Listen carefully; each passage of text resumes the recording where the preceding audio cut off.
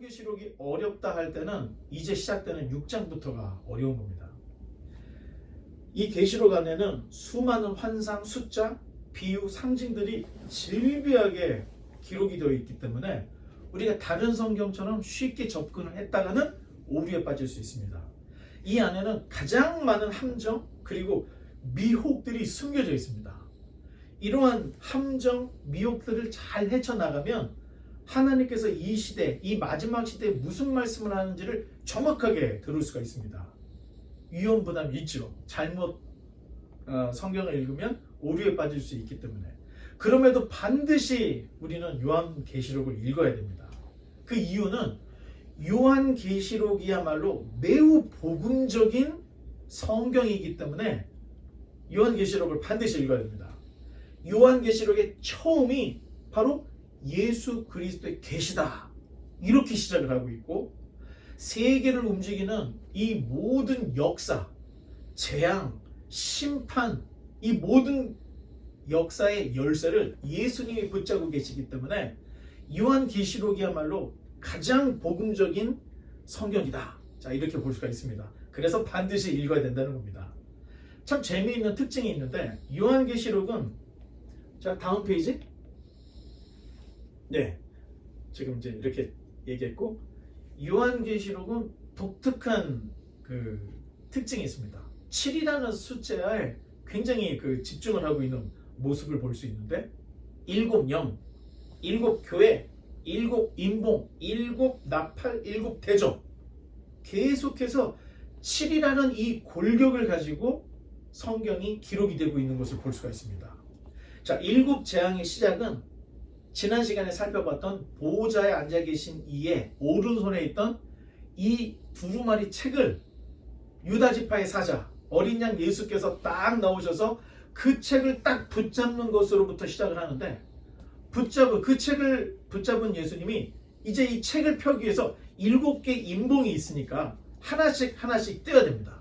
하나씩 뗄 때마다 세상에 엄청난 재앙들이 일어나는 내용들을 우리가 볼 수 있는데, 6장에서는 이 재앙의 인봉을 떼는 이야기가 기록이 되어 있고, 마지막 7번째 인봉을 딱 떼면 여기서 끝이 아닙니다. 그 다음 7개의 나팔을 든 천사들이 딱 나타나는데 8장쯤에 가서 우리가 볼 수가 있습니다. 8장쯤에 가면 7 나팔을 든 천사들이 1번 나팔, 2번 나팔을 붑니다. 그러다가 마지막 7번째 나팔을 불려질 때 16장에 7대접을 든 천사들이 등장을 합니다. 이때는 세상이 완전히 초토화되는 재앙이 임하는 그런 모습을 우리에게 보여주고 있습니다. 7개의 재앙들을 좀 더 깊이 살펴보면 어느 정도 일정한 형식을 갖추고 있다 하는 것을 우리가 볼 수가 있습니다. 다음 페이지. 7재앙은 점진적인 반복을 하고 있습니다.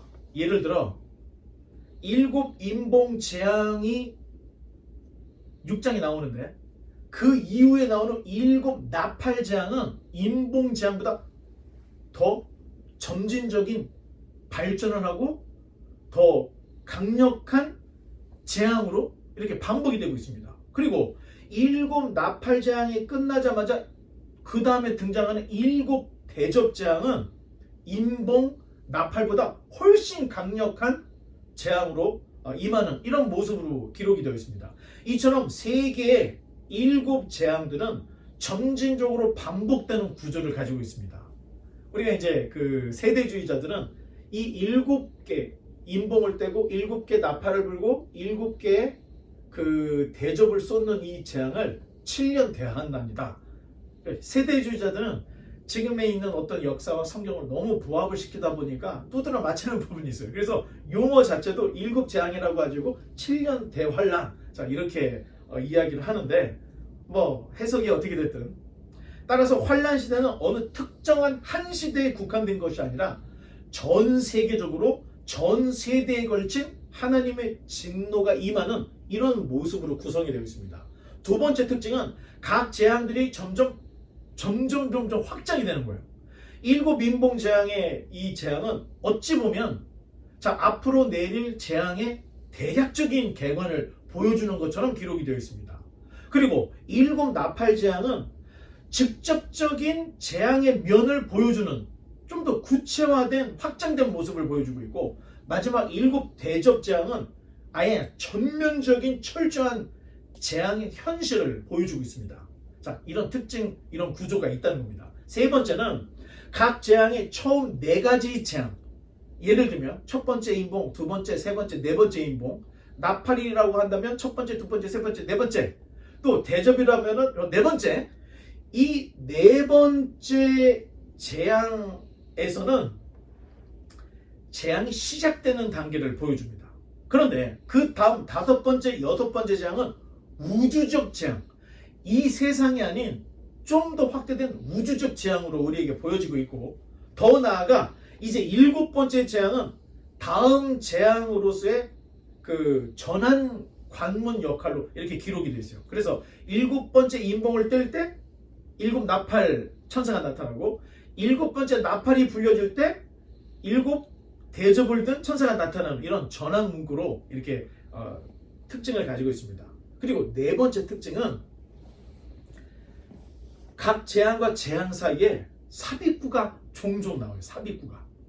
예를 들면 다섯 번째하고 여섯 번째 사이에 이런 삽입구, 이런 삽입구가 나오는데, 자, 이런 삽입구들을 보면은 이 땅에서 환난당한 성도들에게 주시는 위로와 사명감을 주시는 이 제3명의 내용들이 이 안에 담겨져 있습니다. 그래서 거꾸로 조금 시각을, 각도를 잘 돌려서 보면 일곱 재앙보다 그 일곱 재앙들 사이에 삽입되어 있는 삽입구들을 위해서 이 일곱 재앙이 있던 게 아닌가 할 정도로 성도들을 위하고 위로해주는 내용이 이 중간중간에 들어있다는 거예요. 위로와 신원의 날을 위해서, 신원이라는 게 복수의 날이에요. 그것을 위해서 재앙이 임하는데 때로는 인봉으로, 나팔로, 대접으로 이런 형태를 가지고 있습니다. 자, 일곱 재앙은 세상을 파괴하고 생명을 죽이는 목적이 있는 게 아닙니다. 환난과 핍박을 받은 하나님의 백성을 위로하시는 이 원수를 갚아주는 신원의 날인 동시에 마지막 때를 살아가는 하나님의 백성들에게 제 사명감을 심어주는 사명감이 이 안에는 기록이 되어 있습니다. 자, 이런 구조를 보면 앞으로 우리가 6장 이후에 앞으로 될 일, 이제 장차 될 일에 대한 스토리가 큰 7개의 재앙을 중심으로 사이사이에 삽입되어 있는 사건들, 자, 이런 것들로 일이 진행이 되겠구나. 자, 이런 것들을 우리가 보면서 미리 알면서 이제 볼 수가 있는데, 이제 본문으로 들어가서 1절과 2절을 읽어주시기 바랍니다. 내가 봄에 어린 양이 7인 중의 하나를 떼시는데, 그때 내가 들으니 내 생물 중에 하나가 우레소리같이 말하되 오라 하기로. 이에 내가 보니 흰 말이 있는데 그 탄자가 활을 가졌고 물려관을 받고 나아가서 이기고 또 이기려고 하더라. 아멘. 자, 다음 그림 그렇죠? 자, 4개 인을 떼어지는데 이 4개 인을 뗄 때마다 4가지 색의 말들이, 그리고 말을 탄 자들이 등장을 합니다. 첫 번째는 흰 말, 두 번째는 붉은 말, 세 번째는 검은 말, 네 번째는 청황색 말, 그리고 말을 탄 자. 자, 이렇게 4개의 모델들이 나오는데, 이 4말과 탄자는 모두 전쟁과 기근, 연병하고 관련이 있습니다. 특히 흰 말을 탄 자는 이미 전쟁에서 승리한 개선 장군의 모습을 가지고 있는데, 자, 보통 여러분 전쟁을 나갈 때 흰 말을 타고 가는 사람이 별로 없어요. 처음 전쟁을 나갈 때는 붉은 말이나 검은색 말을 타고 가요. 흰 말로 밝은 마음을 줄 필요가 없잖아. 상대방에게 위협을 주기 위해서 붉은 말이나 검은 말을 타고 전쟁을 나가는 거야. 그런데 전쟁에 나가서 승리를 하면 패한 나라의 왕이 타는 백마를 빼앗는 거야. 그 백마를 타고 그 나라의 노획물, 그리고 패한 자들의 왕과 장관들을 다 쇠사슬에 묶어가고 질질 끌고 자기네 나라의 개선물을 통과하는 거예요. 그런데 흰 말을 탄 자의 모습이 마치 이런 자의 모습을 우리에게 보여주고 있다는 거예요. 자, 요한이 본 백마를 탄 자는 전쟁에서 승리한 개선 장군의 모습으로, 자, 이겼기 때문에 뭐를 썼어요? 면류관을 썼다. 성경에 이렇게 이야기를 하고, 그런데 여전히 뭐를 들고 있어요? 활을 들고 있는 거야. 자, 전쟁에서 이겼으면 무기를 내려놓고 무기를 차고 이걸로 끝내야 되는데 이 사람은 여전히 활을 들고 있다는 거야. 전쟁에서 승리를 하면 어느 시점에서는 정복한 나라를 다스리고 그 백성들을 추스리는 이 역할을 해야 돼요. 그런데 거의 대부분의 역사를 돌아보면 정복자, 정복 국가들은 한 번 승리에 빠지면 이 승리에 쫙 심취를 해서 계속해서 전쟁을 벌이는 모습을 볼 수가 있습니다. 칼로 일어선 자는 결국 칼로 망한다 라고 되어 있는데, 이 지금 첫 번째 흰말을 탄 자는 전쟁광을 지금 얘기하는 거예요. 전쟁을 했으면 그 다음에 영토 확장을 했으면 그 영토 확장을 다스리고 해야 되는데 그걸 돌아보지 않는 거야. 계속해서 전쟁을 하는데, 여러분 우리가 알고 있는 정복자 누가 있죠? 알렉산더. 알렉산더는 결국에는 객사를 했죠. 돌아오지 못하고. 왜? 계속 전도하다가. 그래서 무슨 강이죠? 티그리스 강인가요? 그 앞에서 무릎을 꿇고 울었다는 거예요. 왜? 더 이상 정복할 땅이 없구나 하고 그러다는 거예요.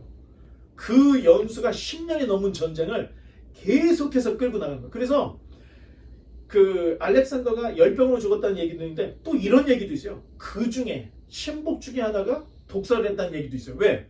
안 죽으면 안 돌아갈 것 같으니까 죽여서라도 전쟁을 끝내고 싶은 이 신복들의 계략이 있었다. 이렇게 역사를 해석하는 사람도 있었어요.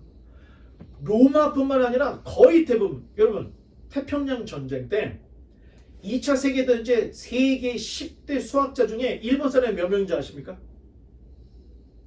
2차 세계대전 때 세계 10대 수학자 중에 일본 학자들이 들어있었어. 그게 몇 명이었는 줄 알아요? 7명이었어요. 세계 10대 수학자 중에 7명이 일본 사람들이었어요. 엄청난 거였어요. 일본이 한국뿐만 아니라 중국, 러시아까지 다 깨트렸죠. 그리고 진주만까지 가다가 거기서 이제 칼로 일어나는 자가 칼로 망하고 원자탄까지 맞았죠. 독일도 마찬가지예요. 폴란드 정도 나갔으면, 거기서 정리를 했으면 지금까지 폴란드가 독일 땅이 될 수 있었던 거야. 근데 거기서 계속 나가서 프랑스, 영국까지 치다가 결국에는 완전히 그냥 망하죠. 이 첫 번째 나와 있는 이 백말, 어떤 사람은 그리스도다 또는 적그리스도다 얘기하는데, 그런 의미보다는 흰 말을 탄 어떤 승전에 미쳐있는 사람, 그걸 우리에게 보여주고 있는 거예요. 전쟁은 재앙이다. 자, 이런 모습을 우리에게 첫 번째 이 흰 말 탄 자가 보여주고 있습니다. 다음 3절로 4절의 말씀을 또 한번 읽어주시기 바랍니다.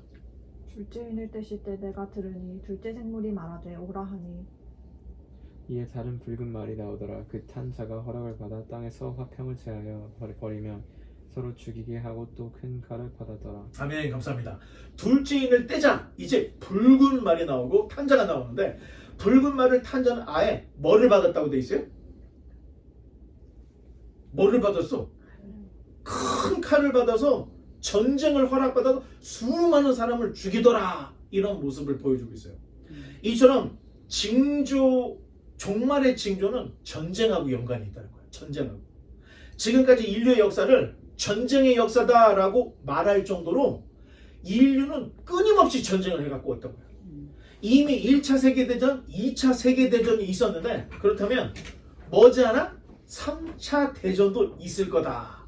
그런데 만약 3차 대전이 발발한다면 지금 우리가 역사에 봤던 1차 대전, 2차 대전하고는 차원과 판도가 다른 전쟁이 될 거다. 이렇게 예상을 하고 있습니다. 이미 우리가 알고 있다시피 러시아는 전쟁 중에 있죠. 또 중동은 곧 터질 화약고라고 얘기해요. 화약고. 그리고 미국과 중국의 패권 싸움은 경제적인 것을 넘어서 이제 뭐 항공모함, 태평양, 이게 지금 언제 어떤 트리거, 방아쇠만 빡 당겨주면 3차 대전이 곧 일어날 것 같은 정말로 너무 아슬아슬한 시대를 지금 우리가 살고 있는 거예요. 전 세계적으로 곳곳에 전쟁의 트리거들이 존재하는 거야. 결국 전쟁은 화평을 다 제압해버리는 거야. 여러분, 나라가 발전할다 할 때는 전쟁이 없어야 나라가 발전해요. 근데 계속해서 전쟁이 생기면 그 나라 백성들은 다 거지가 되는 거예요. 그러니 이 빨간 말을 탄 큰 칼을 받은 이 사람이 등장을 한 것은 전 세계의 화평을 다 제해버리는 거예요. 자, 이 전쟁 때문에 여러분 한 번이라도 이 전쟁에서 이기려면 어떻게 돼요? 뭐를 개발해야 돼요? 남이 한 날 가진 칼을 가지고 있으면 양날 가진 칼을 개발해야 되고, 남이 한 발 쏠 수 있는 화살을 보면은 궁서처럼 빵빵빵빵빵 연속 쏠 수 있는 이런 걸 개발해야 되고, 누가 날아가서 폭탄을 터뜨리면은 날아가서 원자탄을 터뜨려야 돼. 계속 살상무기가 발전해서 지금 가지고 있는 핵폭탄이 만약에 일시에 터지면 지구가 뭐 몇백 번 터진다. 여러분 다 한 번씩 들어봤죠? 살상무기뿐만 아니에요. 저쪽에 있는 사람들만 다 죽이고 싶어. 그러면 어떻게 돼? 생화학 무기까지 개발해요. 우리가 여러분 이제 살다 보면 뭐 이제 그런 그 음모론자 얘기를 조금씩 이제 들어볼 텐데, 음모론자 얘기는 사스, 메리스 뭐 모든 거의 대부분의 이 병이 나오는데, 병이 나오자마자 약이 개발되어 있는 거야. 이런 일들이 우리 삶 속에 굉장히 많이 있다는 거예요. 그렇다면 약을 개발하고 뿌렸다는 거지. 그래서 그 약으로 제약사들이 엄청난 부를 축적하고 있습니다. 미국에 의외로 움직여요. 자, 이런 것들을 알면 생화학 무기, 살상 무기들이 엄청나게 발달한 이런 모습, 이 빨간 말을 탄 자를 통해서 우리가 볼 수 있고, 이제 5절로 6절을 또 읽어주시기 바랍니다.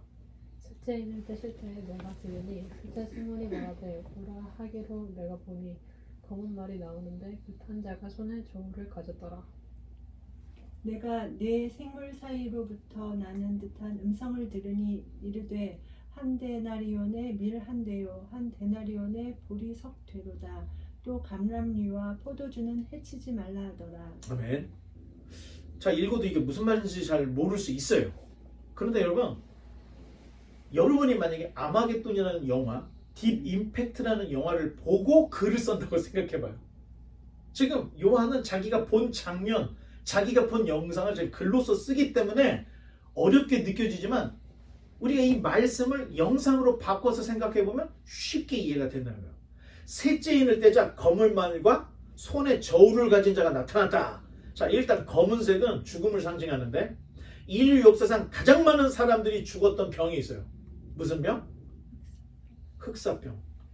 흑사병에 걸리면 사람이 검게 변하는 거야. 자, 어쩌면 검은 말은 전염병 내지는 생화학 무기 때문에 죽은 어떤 이런 모습을 상징적으로 보여줄 수가 있는데, 탄자가 저울을 가졌다 할 때는 그것으로 인해서 엄청난 흉년이 왔다는 거예요. 엄청난 흉년. 자, 양식이 끊어지는 이유는 여러 가지 이유가 있습니다. 일단 기후 문제로 인해서 기근이 올 수 있고, 둘째, 전쟁이나 전염병으로 인해 농사를 못 져서 기근이 올 수 있다는 거예요. 자, 이러한 재앙이 기근을 몰고 오는데 검은 말 탄자가 죽음을 몰고 오면서 저울을 가졌다는 거예요. 자, 그 다음 페이지 레위기 26장 26절을 한번 읽어보겠습니다. 다 같이 시작. 내가 너희가 음식을 끊을 때에 열 여인이 한 화덕에서 너희 떡을 구워 저울에 달아 주리니 너희가 먹어도 배부르지 아니하리라. 자, 양식이 끊어져 10명의 여인이 한 화덕, 뭐라 그러죠? 스토브를 얘기하는 거죠. 거기에 모여서 떡을 구우는데 서로 누가 더 크냐 하고 싸우고 있는 모습을 그림 언어로 전해주고 있어요. 이 얘기는 뭐냐면, 하나님이 레위기를 쓸 때 어떤 얘기를 하면, 너희가 하나님을 거역하고 하나님의 말씀을 잊어버리면 이런 기근이 너희에게 올 텐데, 그 기근이 어떻게 와? 10 여자들이 화덕 하나에 몰려가고 그 떡 조각을 떼면서 누가 크냐 싸우고 먹어도 배가 부르지 않는다는 거야. 자, 그런 기근이 올 거라는 것을 얘기하는데, 지금 거기에 너희 떡을 구워 저울에 달아주리니 라는 말이 나오죠. 구약을 모르면 신약이 해석이 안 되는 거예요. 왜 검은 말 탄 자가 이 저울을 가지고 왔냐? 엄청난 기근이 올 거라는 것을 이 저울로 보여주고 있는 거예요. 양식이 끊어져. 자, 굉장히 어려운 이런 기근이 얼마나 심한지, 자, 오늘 본문에는 밀 한 대에, 그 다음 페이지, 밀 한 대에 한 데나리온이고 한 데나리온의 보리 석대가 될 것이다, 이런 말이 본문에 나오는데, 자, 우리말로는 되라고 되어 있는데 영어로는 헬라어로는 코이닉스라는 말이에요. 코이닉스가 좀 작은 거예요. 그 우리가 대하면은 그 옛날 한국에서 쌀집에 가면은 그 나무로 된 그게 있어요. 그걸로 하나씩 퍼을 때 이게 한 대, 두 대를 해주는데 되는 생각보다 커요. 그런데 헬라어의 코이닉스라는 것은 여러분들이 커피 마실 때 먹는 그 컵 있죠. 그 컵 하나 정도밖에 안 되는 거야. 그 정도밖에 안 돼요. 자, 이 코이닉스 머그컵 정도밖에 안 되는 그 양식인데 데나리온이다 할 때는 남자 한 사람이 하루 일해서 버는 돈이 한 데나리온이야. 자, 오늘날 남성 노동자들이 하루 품삯을 우리가 그냥 100불로 정했을 때 밀과 보리의 가격이 엄청나게 비싸다는 얘기를 하고 있는 거예요. 그림 언어로. 자, 최근에 있었던 걸프 전쟁 때 바그다드의 밀 한 포가 500불이 넘는 일이 있었어요. 왜? 걸프전 할 때 이라크로 양식이 못 들어가게 다 막아버린 거야. 그러니까 그 바그다드 안에서 밀 한 포에 500불이 넘는 일이 벌어졌는데 지금 오늘 본문에 나와 있는 이 내용을 지금 오늘날의 환율이나 뭐 이런 걸 환산을 해보면 지금 성경에 나와 있는 밀 한 대는 한 데나리온이고 한 데나리온의 볼이 속되다 할 때는 여러분 그냥 쉽게 얘기해서 밀 한 포대가 5,000불이 넘는 거예요. 이 계산법으로 따져보면은 여러분 쌀 한 가마니가 여러분 쌀 하나 뭐 20kg, 40kg 되는 게 5,000불이 넘는다니까? 엄청난 기근이 왔다는 거예요. 그것을 이렇게 그림원으로 우리에게 얘기해 주는데 아주 극심한 기근이 온다 하는 것을 세 번째 검은 말을 통해서 보여주고 있는 거예요. 근데 마지막에 감람류와 포도주는 해치지 말라 하는 말이 나와. 자, 이 말은 주식이 되는 우리가 주로 먹는 쌀, 뭐 보리 또는 밀 이게 끊어졌다는 얘기지 다른 모든 게 다 끊어졌다 이 얘기는 아니라는 거예요. 그러면 여러분 솔직히 말해서 미국하고 중국의 농사가 망하면 전 세계가 굶주리게 돼요. 알죠? 미국에서 엄청난 그 중부에서 나오는 쌀이 세계 수많은 사람들을 먹여 살리고 한국은 위험해요. 왜? 땅덩어리도 작은데 개발을 너무 많이 해가지고 농지가 없어. 만약에 어려운 때가 됐을 때 미국이나 중국이나 이런 데서 쌀 수입을 안 해주면 한국은 먹을 게 없는 거예요. 자, 이렇게 될 수가 있다는 거예요. 그렇다면 지금 세 번째 나왔던 이 검은 말을 탄 자, 저울을 가진 자는 음식을 가지고 무기화할 수 있고 전염병이 도는 이런 모습을 우리에게 전해주고 있다는 거예요. 자, 이제 7절로 8절을 또 계속해서 읽어보겠습니다. 7절로 8절.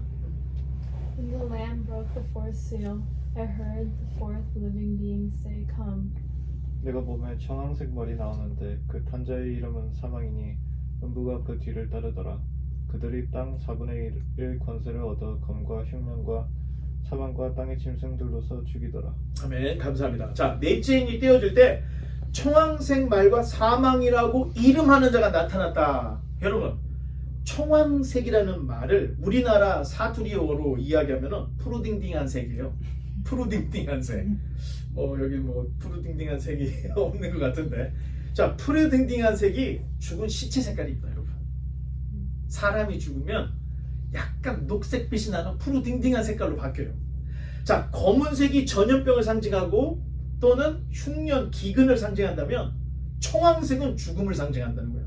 결국 검, 흉년, 사망, 땅의 짐승들로 인해서 전 인류의 4분의 1이 죽는 이야기가 네 번째 청황색 말을 통해서 말해주고 있는 거예요.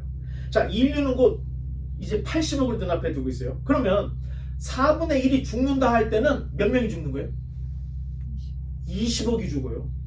여러분, 지금까지 흑사병으로 죽은 사람이 한 2억 명 정도가 돼요. 2억 명 정도가. 그리고 이번 코비드로 죽은 사람이 670만 명 정도가 되는데, 그렇다면 주님 오실 때 징조가 인구의 4분의 1이 죽어. 그런 일들이 있었습니까? 없었습니까? 지금?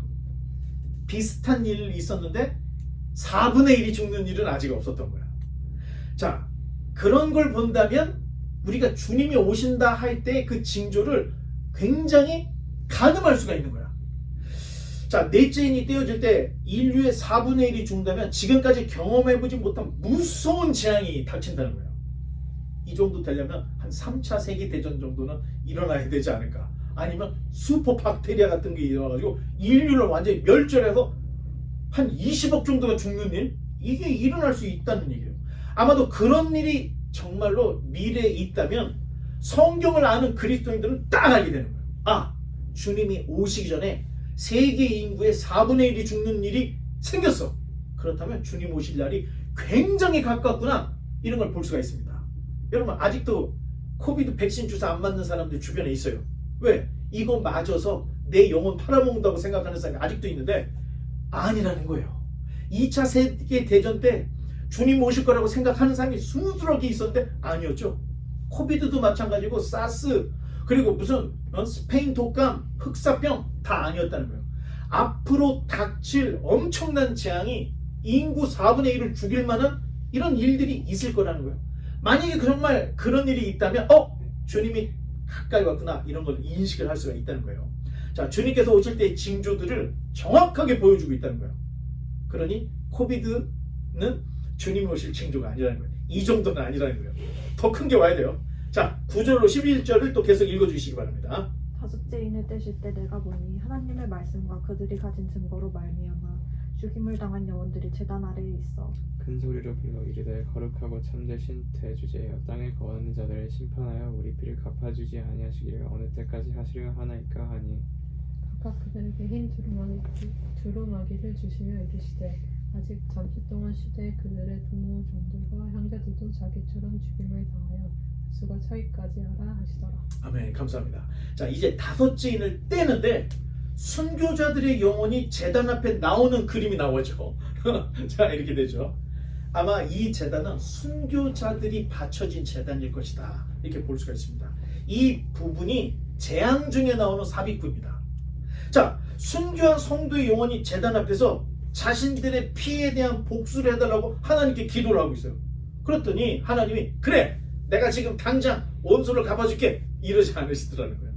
순교자의 수가 차야 한다는 말씀을 주시고 흰색 옷을 두루마기를 입혀줬다 이렇게 얘기해 주는데 무한한 하나님의 그 위로가 이 옷으로 흰 옷으로 보여질 수가 있는데 하나님 나라라는 것은 여러분 수가 차고 때가 차고 양이 차야 이루어진다는 거예요. 그냥 어떤 무슨 일이 생겨서 하나님 나라 임하는 거가 아니라 수가 차고 하나님이 계획한 수가 차고 때가 차고 양이 차야 그 나라가 임한다는 거예요. 자, 아마도 지상에서 믿음의 싸움을 하고 있던 초대교회 성도들은 로마의 폭정, 이 사악함, 로마의 칼날에 대해서 하나님께 복수해달라는 기도를 했을 수 있어요. 여러분들도 살다 보면 나에게 손해를 주고 나를 굉장히 힘들게 한 사람을 위해서 저 사람을 하나님 혼내주세요. 자, 이런 기도 할 수도 있겠지만 사실 기도라는 게 이렇게 참소하듯 하는 것은 바람직하지 않다 하는 걸 볼 수가 있습니다. 7 재앙도 하나님께서 홧김에 그냥 화풀이로 재앙을 내리는 게 아니에요.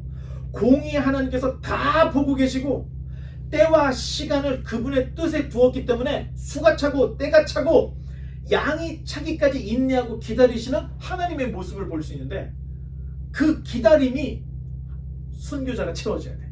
그 기다림이 하나님의 백성의 수가 채워져야 된다는 거예요.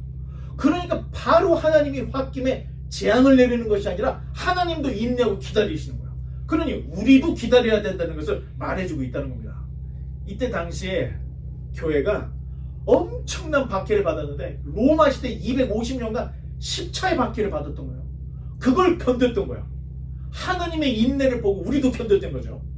자, 신명기 32장 35절 우리 다음 페이지 한번 다 같이 읽어보겠습니다. 이거는 세번역 번역입니다. 시작. 원수 갚는 것은 내가 하는 일이니 내가 갚는다. 원수들이 넘어질 때가 곧 온다. 재난의 날이 가깝고 멸망할 때가 그들에게 곧 덮친다. 자, 이 얘기는 뭐냐면 성경 도초에 하나님이 원수를 갚는 전문가이니 너희들이 섣불리 갚으려고 하지 말고 나에게 맡겨. 이런 이야기들이 성경 곳곳에 있다는 거예요. 세상을 향한 하나님의 진도는 바로 성도들의 원수를 갚아주기 위한 신원의 날이라는 거예요. 자, 그러니 여러분 이 땅에서 예수님이 그러잖아요. 한쪽 뺨을 때리면 다른 뺨도 되고, 이 얘기를 왜 하셨냐? 우리가 원수를 갚지 말라는 거예요. 이 모든 것들을 하나님이 보시고 계시기 때문에 그 악도 그리고 완악함 때문에 세상을 하나님이 심판한다. 그러니 나에게 맡겨라. 이런 이야기가 기록이 되어 있는 겁니다. 자, 이제 12절로 14절의 말씀을 또 읽어주시기 바랍니다. 내가 보니 여섯째 인을 떼실 때 큰 지진이 나며 해가 검은 털로 짠 상복같이 검어지고 달은 온통 피같이 되며 And the stars of the sky fell to the earth like green figs falling from a tree shaken by a strong wind. 하늘은 두루마기가 말리는 것 같이 떠나가고 각 산과 섬이 제 자리에서 옮겨지매. 아멘. 감사합니다. 자, 여섯째 인이 떼어질 때 지금까지의 재앙하고는 차원이 다른 일이 벌어져요. 자, 주님의 재림 전 두 번째 징조는 12절에 잠깐 뒤로 돌아가서 12절에 해가 검은 털로 짠 상복같이 검어지는 거야. 해가 검어지고 달이 온통 피같이 되고 13절 별들이 땅에 떨어지는 징조가 있다는 거예요. 자, 그 다음에 이제 넘겨도 돼요. 자, 운석 또는 이 소행성의 영향으로 엄청난 지진과 땅의 지각 변동이 재앙으로서 닥칠 거라는 걸 보여주고 있는 거예요. 자, 마태복음 24장 우리 한번 잠도 깰 겸 마태복음 24장 시작. 그날 환난 후에 즉시 해가 어두워지며 달이 빛을 내지 아니하며 별들이 하늘에서 떨어지며 하늘의 권능들이 흔들리리라. 똑같은 얘기를 하고 있죠. 또 마가복음 13장 24, 25절 시작. 그때 그 환난 후에 해가 어두워지며 달이 빛을 내지 아니하며 별들이 하늘에서 떨어지며 하늘에 있는 권능들이 흔들리리라. 이러한 재앙들은 주님께서 오실 것이라는 것의 사인이라는 거예요. 자, 지구 역사상 운석이 계속 떨어졌어요. 계속 떨어져 왔어요. 2029년에도 지구로 지금 소행성이 하나 날아오고 있어. 자, 이렇게 지금 지구를 보면 이렇게 깊이 파인 게 있는데, 이게 사실 비행기가 이제 개발이 돼서 하늘에 올라가서 사진을 찍고 알게 된 거야. 보니까 움푹 패인데 이게 뭐지? 이게 하늘에서 소행성이 떨어졌던 거예요. 그래서 자, 이런 증거들이 지구 곳곳에 남아 있습니다. 자, 다음 그림을 보면, 자, 2029년에도 지구로 지금 소행성이 떨어지고 있어서 지금 과학자들이 우주선이나 이걸 보내서 로켓을 쏴갖고 빵 터뜨려서 이 각도를 좀 바꿀까? 이런 계획도 하고 지금 하고 있어요. 우리가 지금 모르는 것뿐이지 과학계, 천문학계의 사람들은 계속해서 나사를 중심으로 지금 우주에서 나오는 이 소행성들을 다 지금 값을 따지고 있답니다. 그러다 보니까 29년에 하나 와. 그래서 지금 핵폭탄을 탑재한 로켓 하나 보내서 떠들어. 그래서 지금 확률이 2.7%로 떨어졌어요. 2.7%. 그러니까 이 소행성이 지구와 2029년 4월에 충돌할 가능성이 2.7% 정도로 떨어졌다는 거예요. 이뿐만이 아니에요. 계속해서 지금 운석들, 이런 소행성들이 떨어지는데 크고 작게 떨어지고 있다는 거예요. 문제는 이렇게 큰 녀석이 한번 떨어질 때마다 엄청난 재앙이 오는데, 자, 소행성이 지구와 충돌을 하면 그 여파가 핵폭탄의 수천 수만 배가 된다는 거예요. 그래서 바다도 충격을 받아서 쓰나미가 일어나는데, 지진 해일로 일어나는 쓰나미는 상대가 안 돼. 뭐 높이가 막 몇 킬로짜리가 막 덮쳐버리니까 그냥 지구를 다 덮어버리는 그 충격. 그리고 여러분, 소행성이 터져서 불이 나서 싹 다 태워버리면 약 2년 동안 지구에 해가 비치질 않아요. 그러니 해가 비치지 않으면 어떻게 돼? 아이스 에이지, 빙하기가 또 오는 거예요. 다 얼어 죽는 거예요. 자, 요한 사도께서는 미래에 닥칠 영화 같은 장면을 천상에서 보고 그림 언어로서 지금 우리에게 다 말해주고 있다는 거예요.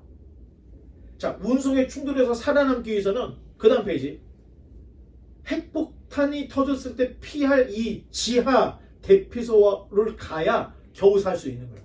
그리고 여기서 2년 동안 버텨야 돼요. 그러니까 들어가서 와 살았다 끝나는 게 아니라 먹어야 되잖아. 그러니까 양식들도 준비하고 해야 되는데 여러분 이런 집 하나가 지금 판매가 되고 있는데 얼마인 줄 아세요?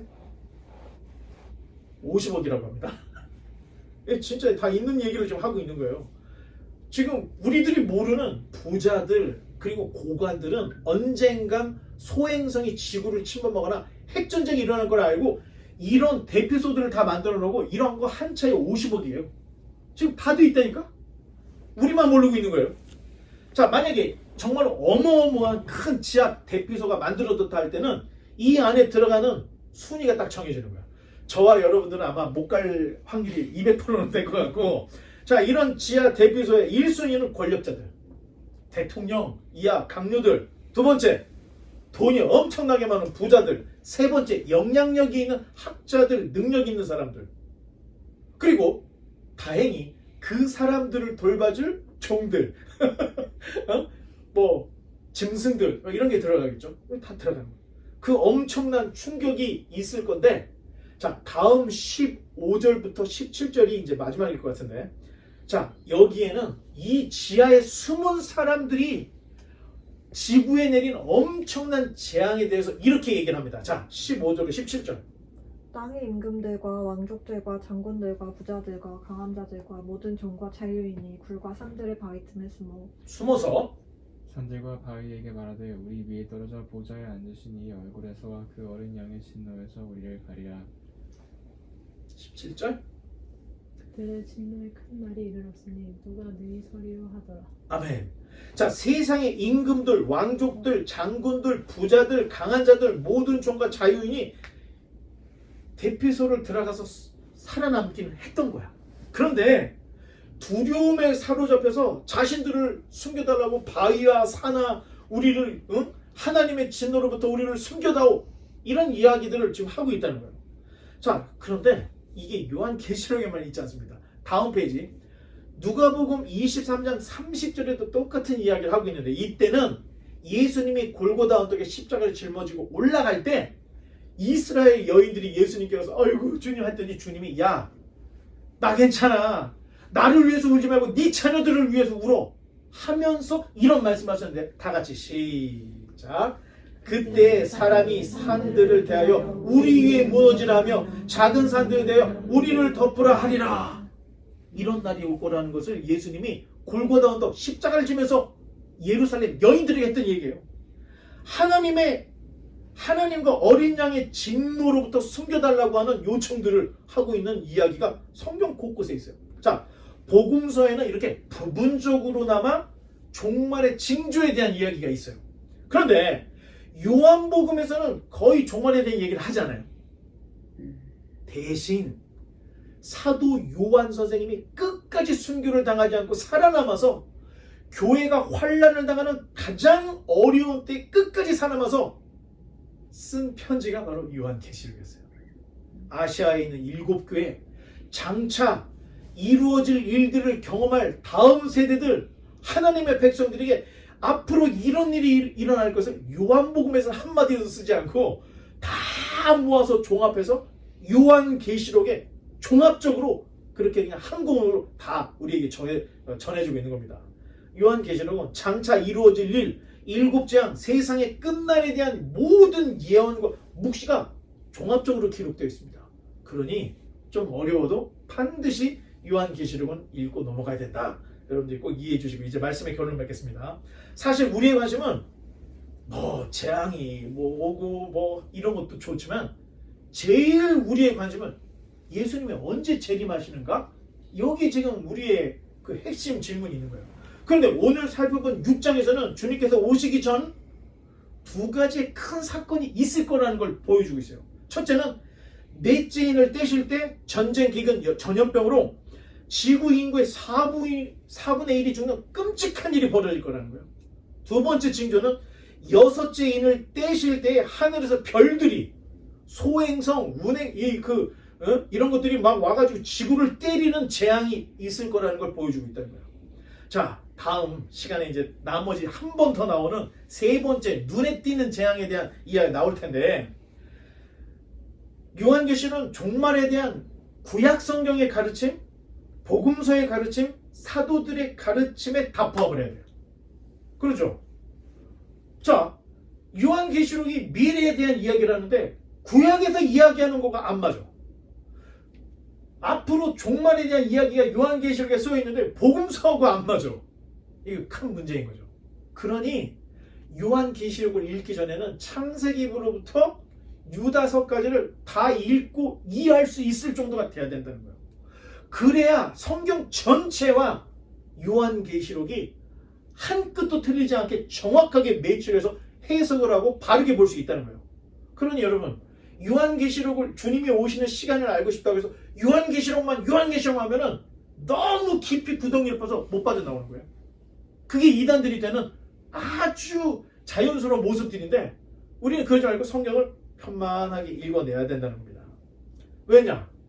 창세기로부터 요한계시록까지 모세도 쓰고 다윗도 쓰고 또 바울 사도도 썼지만 원저작자가 성경의 원저작자가 누구죠?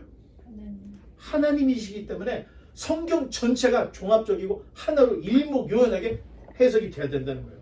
자, 그러니 성경 전체를 알아야 요한계시록을 우리가 어렵지 않게 읽을 수가 있는 겁니다.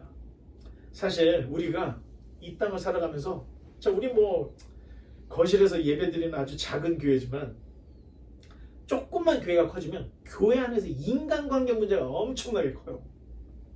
그리고 교회 문제, 먹고 사는 문제로 인해서 인생들이 주님의 오실 거를 다 망각하고 살아온 거예요. 수명이 우리가 길어졌죠. 거의 이제는 뭐 100세 시대에서 장수 시대가 돼가지고 100세를 넘게 사는 사람이 정말 많아졌어요. 그런데 문제는 그렇게 오래 사는데 인생이 더 바빠진 거야. 그래서 인생은 짧고 성경은 항상 두꺼워. 우리가 60년을 살아도 성경은 두껍고 100년을 넘게 살아도 성경은 늘 우리한테는 두꺼운 장벽처럼 보여진다는 거예요. 그러니 항상 성경 볼 시간이 없어.